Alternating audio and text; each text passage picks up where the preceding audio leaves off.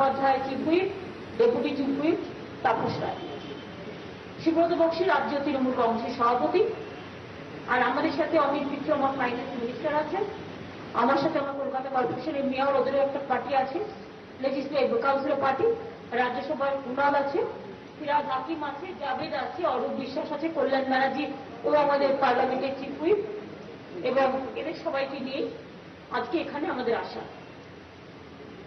আমরা একটা ছোট্ট মিটিং করলাম, সুব্রতদা এখানে নেই, তাই যাদের সামনাসামনি পেয়েছি আর কি, যদিও দল থেকে পুরোপুরি Trinamool Congress parliamentary party, legislature party সবাই মিলে সিদ্ধান্ত নেওয়ার জন্য আমাকেই অথরাইজ করা হয়েছিল দল থেকে, কিন্তু তা সত্ত্বেও আমি যারা ভোট দেয় বা ভোটের অঙ্গ সেই পার্লামেন্টারি পার্টি, লেজিসলেচার পার্টি সবাইকে ডেকে কথা বলে এই সিদ্ধান্ত নিয়েছি।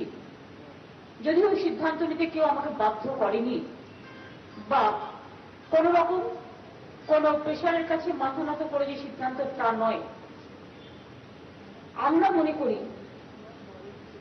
গণতান্ত্রিক দিক থেকে আমি বেশ কয়েকদিন ধরে লক্ষ্য করছি রাজ্য স্তরের কিছু কংগ্রেসের বন্ধুরা সিপিএম এর থেকেও ভয়ঙ্কর ভাষায় তৃণমূল কংগ্রেসকে আক্রমণ করে চলেছেন।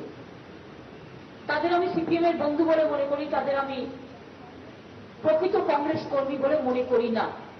আজ নয় চিরকালই বাংলায় তাদের সাথে আঘাত বড্ড বদ্ধপরিকর। This is nothing started today, এটা ফ্রম দ্য বিগিনিং, যার জন্যই তৃণমূল কংগ্রেস আমরা তৈরি হয়েছিলাম এবং মানুষের শুভেচ্ছা আশীর্বাদের দোয়ায় তৃণমূল কংগ্রেস আমরা করছি।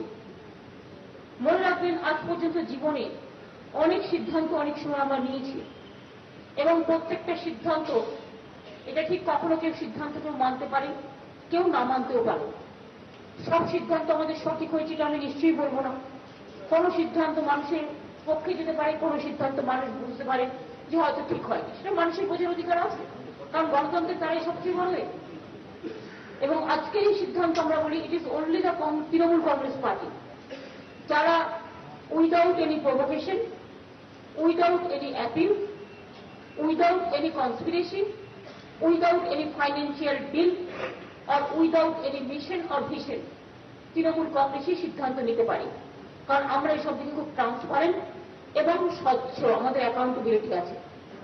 আমরা জোট রাজনীতি করি ভারতবর্ষে, জোট রাজনীতিতে আমরা আছি। তাই মনে রাখবেন, যে ইস্যুগুলো আমরা ম্যানিফেস্টোতে বলেছিলাম লোকসভা ইলেকশনের আগেও, এমনকি বিধানসভা ইলেকশনের আগেও, একমাত্র সেই ইস্যুগুলো কিন্তু আমরা বিরোধিতা করি যে ইস্যুগুলো আমাদের জনগণের কাছে ভোট চাইবার আগে বলা আছে। সেই ইস্যুগুলো কি ইস্যু? জিনিসের দাম বাড়লে আমরা বলি, পেট্রোল প্রাইস বাড়লে আমরা বলি, ইন্স্যুরেন্সের প্রাইভেটাইজেশন হওয়ার কথা আসলে আমরা বলি, খুচরো বাজার যেটা রিটেল মার্কেট এফডিআই আমরা বলি।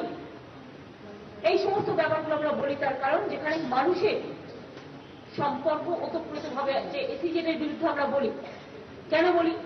জমি দখল করার বিরুদ্ধে আমরা বলি, কারণ এগুলো আমাদের ম্যানিফেস্টোে বলা আছে, এগুলো আমরা প্রতিবাদ করব এবং এগুলো জেনেই তো আমরা জোট রাজনীতিতে যোগদান করেছি। এগুলো ম্যানিফেস্টোে বলেই তখনই কিন্তু আমরা অ্যালায়েন্স করেছিলাম। এবং আজও বিধানসভা ইলেকশনের আগেও যে কথাগুলো জোট রাজনীতিতে আমরা বলেছি, সেই কথাগুলোকে নিয়েই কিন্তু আমরা সম্পূর্ণভাবে মানুষের কাছে অঙ্গীকারবদ্ধ। একটাও ইস্যু থেকে আমরা ডিভিয়েট করিনি এবং করব না। আমরা ইস্যু ভিত্তিক প্রতিবাদ করি, ইস্যু ভিত্তিক লড়াই করি, কিন্তু সেটা মানে এ নয় বার্গেনিং করা বা ব্ল্যাকমেলিং করা। ইস্যু ভিত্তিক আমরা প্রতিবাদ করি কারণ এটা জনগণের কাছে আমাদের কমিটমেন্ট, এটা আমরা আগামী দিনেও করব। কিন্তু পার্সোনাল ব্যাপারে বা কোন ডিল কখনো আমরা কোনোদিন করিনি রাজনীতি কারোর সাথে, কোনোদিন করবো না। এখন আপনারা আমায় জিজ্ঞেস করতে পারেন রাষ্ট্রপতি ইলেকশন নিয়ে আপনাদের কি স্ট্যান্ড? সামনে হচ্ছে রাষ্ট্রপতি ইলেকশন। আমি আপনাদের এটা বলবার জন্য এসেছি, এটা আমাদের সর্বসম্মত সিদ্ধান্ত যে আমরা চেয়েছিলাম এপিজে কালাম রাষ্ট্রপতিজি হোক, এবং আমরা মনে প্রাণে চাইনি শুধু তিনি হলে তার পক্ষেই আমরা সমস্ত কাজই করতাম, কিন্তু তিনি কন্টেস্ট করেননি এই সব রাজনৈতিক অসহযোগিতার জন্য। অনেক রাজনৈতিক দল তাকে মেনে নিতে পারেনি, তাকে সমর্থন করেনি। এটা দুর্ভাগ্য আমাদের যে তার মতো মানুষকে আমরা করতে পারলাম না। এখন আমার সেকেন্ড অপশন কি? সেকেন্ড অপশন হচ্ছে দুজন মাত্র দাঁড়িয়েছে। একজন দাঁড়িয়েছেন ইউপিএ প্রার্থী হিসেবে প্রণব মুখার্জি, আর একজন দাঁড়িয়েছেন এনডিএ প্রার্থী হিসেবে, এনডিএও নয়, বিজেপি এবং অন্যান্য দলের কয়েকটা দলের সেখানে বিভক্ত হয়ে আছে, সেখানেও নানা গুণী নানা মত আছে। যেমন এই ইলেকশনটাকে কেন্দ্র করে ইউপিএর মধ্যেও অনেকে অনেক রকম আলোচনা না করে করাতে যে ফল হয়েছে, তেমনি আবার বিরোধী দলের মধ্যেও একটা ভাঙন হয়েছে। এমনকি এই ইলেকশনটাকে কেন্দ্র করে দ্য অনলি ইলেকশন বামফ্রন্টের মধ্যেও ভাঙন হয়েছে, আরএসপি সিপিআই তারা সাপোর্ট করছে না। দুই হচ্ছে ইউপিএর মধ্যেও হয়েছে, আমরা তো সাপোর্ট করিনি ক্যান্ডিডেটকে, এবং আমাদের মতো আরো অনেকে আছে। তিন হচ্ছে এনডিএর মধ্যেও ভাঙন হয়েছে, তাদের মধ্যেও অনেকে। সুতরাং একটা ইলেকশনকে কেন্দ্র করে তিনটে জায়গাতেই কিন্তু ভাঙন হয়েছে। তা সত্ত্বেও এই সিদ্ধান্ত নেওয়া খুব কঠিন। একটা সিদ্ধান্ত হতে পারত, আপনারা আমার কাছে যদি জিজ্ঞেস করেন দুটো সিদ্ধান্ত, আমাদের দুটো অপশন আছে। অপশনটাকে তিনটে অপশন। এক হচ্ছে ভোট না দেওয়া, দুই হচ্ছে ভোট দিলে কাকে দেবো, দুটো অপশন আছে। এক হচ্ছে ভোট না দিয়ে অ্যাবস্টেন করা, আর দুই হচ্ছে ভোট দিলে ভোটটা কাকে দেবো। এইভাবে আমি মনে করি আমার কোনো সিদ্ধান্ত পছন্দ নাও হতে পারে, কিন্তু আমার বেটার ইন্টারেস্টেড। ভোট না দিলে কি হবে, আমাদের প্রায় 50,000 ভোট আছে। তার কারণ হচ্ছে প্রেসিডেন্ট ইলেকশনে মনে রাখবেন আমাদের পার্টির স্ট্রেংথ। বাংলা ছাড়াও মণিপুরে এবং অরুণাচলে আমাদের 7 জন করে এমএলএ আছে, 6 জন করে, এবং আমরা মেন অপোজিশন পার্টি মণিপুর এবং অরুণাচলে।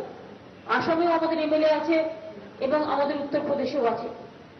সুতরাং যা সিদ্ধান্ত নেবো আমরা একসাথেই নেব। সুতরাং তৃণমূল কংগ্রেস কিন্তু সেকেন্ড লার্জেস্ট পার্লামেন্টে ইউপি অ্যালায়েন্স, এটা মাথায় রাখতে হবে। এবং তাই যদি ভোট না দিই তাহলে কিন্তু অ্যাবসেন্ট করলেও 50,000 ভোট প্রণব মুখার্জি প্লাস হবে। যদি আমি ভোট দিই 1 লক্ষ ভোট প্লাস হবে। মাইনাস প্লাসে অঙ্কে এটাই বলে। সুতরাং ভোট না দিলেও সেটা প্লাস হবে, ভোট দিলে তো প্লাস হবে। সুতরাং এই জন্যই সিদ্ধান্তটা নেওয়া, কারোর কাছে রিকোয়েস্ট নেওয়া না নেওয়া। এটা রাষ্ট্রপতি ইলেকশন, ভারতবর্ষের সর্বোচ্চ ইলেকশন, এবং আমি মনে করি এখানে ভোট না দিয়ে ভোট নষ্ট করাটা ঠিক নয়। তাই আমরা প্রণব মুখার্জিকে ভোট দেবো বলে সিদ্ধান্ত নিয়েছি, এবং এই সিদ্ধান্ত নিতে আমাদের কষ্ট হয়েছে। আমরা যে খুব মন থেকে বেড়ে সিদ্ধান্ত নিচ্ছি তা নয়, কিন্তু আমাদের কোনো অপশন নেই। এপিজে কালাম থাকলে তাকে আমাদের ভোট দিতে হতো, কিন্তু তিনি নেই, আমার কোনো অপশন আমার হাতে নেই। কাজে এই অবস্থার মধ্যে ভোট নষ্ট করার থেকে আমি যদি ভোট না দিই সেটাও প্লাস হবে। কিন্তু ভোট না দিলে অনেকে বলতে পারে যে গণতন্ত্রে তোমরা ভোট না দিলে মানুষকে কি করে অ্যাপিল করবে যে আপনি ভোটটা দিন। একটা ভোটের দাম অনেক বেশি। মানুষের কথা চিন্তা করে, জনগণের কথা চিন্তা করে, ডেমোক্রেসির কথা চিন্তা করে এই সিদ্ধান্ত আমরা নিয়েছি। জোট রাজনীতির বাধ্যবাধকতা থেকে, কাউকে সন্তুষ্ট করার জন্য বা খুব হাসি খুশি ভাবে সিদ্ধান্ত নিয়েছি তা নয়। এই সিদ্ধান্ত কঠোর সিদ্ধান্ত।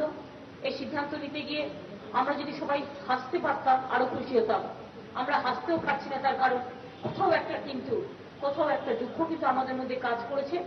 কিন্তু কোথাও কোথাও মানুষের স্বার্থে, রাজ্যের স্বার্থে, জনগণের স্বার্থে, বৃহৎ গণতন্ত্রের স্বার্থে সিদ্ধান্ত নিতে হতে পারে। তাই এই সিদ্ধান্তটা আমরা নিচ্ছি।